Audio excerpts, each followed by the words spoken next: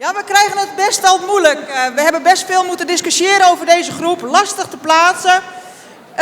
Op kop geplaatst Kees 531. Een hengst die lang gelijnd is, die veel rasuitstraling heeft. Die een fractie sterker zou mogen in het middenstuk, maar wel hoogbenig is. Stap zou hij wat meer mogen overtuigen. In draf toont hij een heel mooi voorbeengebruik. Kopplaats voor Kees 531.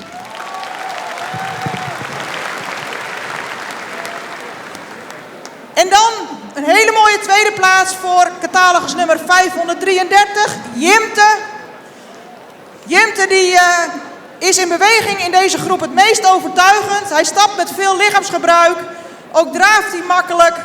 Hij heeft de tweede plek gekregen ten opzichte van de nummer 1. Zou hij iets correcter in het beenwerk mogen zijn. Maar een hele terechte tweede plaats voor Jimte 533.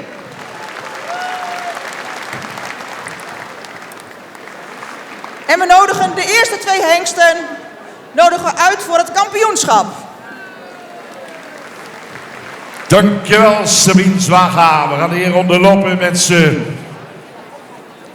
ze op kop geplaatst. En waar zijn de fans? Hier is die. Kees, 5, 3, 1, kom op. Jimte, 5, 3, 3.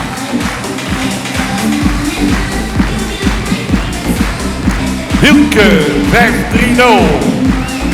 Kanne, 5-3-4.